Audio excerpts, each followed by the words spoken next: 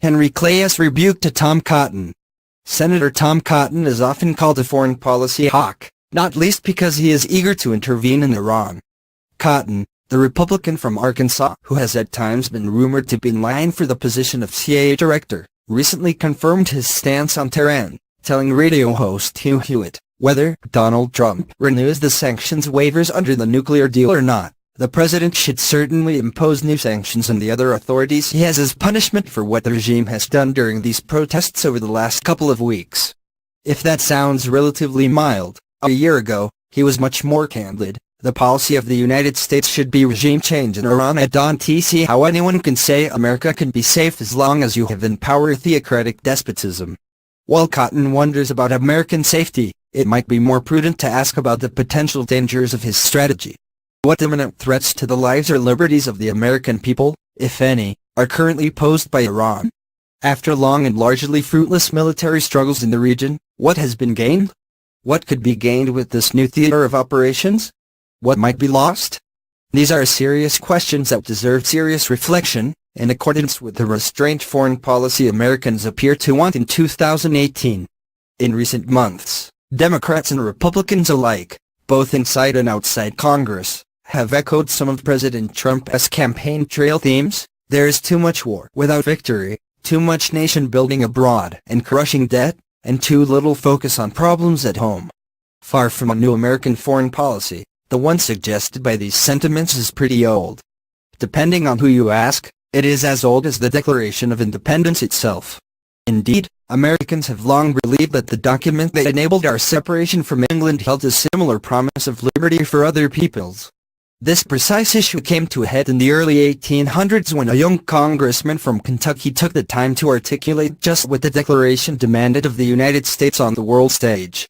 34-year-old Henry Clay was elected Speaker of the House on his first day in office in 1811 as a war hawk, agitating for open fighting with Britain if London did not fully recognize and honor American independence.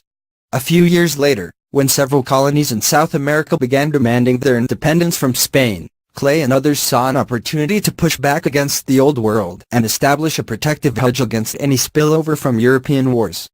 But more than that, Clay saw something familiar in the movements towards independence. I maintain that an oppressed people are authorized, whenever they can, to rise and to break their fetters.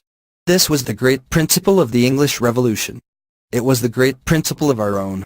So far, Clay's principles seem to support Cotton's calls for regime change in Iran. Though Cotton has yet to frame the struggle in the terms of the Declaration, his rhetoric lately centers on support for the Iranian people. Upon further examination, however, it is clear that Clay and this older understanding of the Declaration might not satisfy Cotton and his ilk. Far more helpful to Cotton would be the more abstract and militant understanding of the universal rights of man articulated in the French Revolution of 1789. When a flawed conception of the nature of universality led that society to break customary restraints, disdain moderation, and erode the rule of law. Clay seems to have been aware of this dangerous possibility in the universalistic words of the Declaration, which is why he made it clear that, in advocating a foreign policy based on that document, I am no propagandist. I would not seek to force upon other nations our principles and our liberty, if they did not want them. I would not disturb the repose even of a detestable despotism. Contrast this with Cotton's statement that no one is safe while Iran exists as it does.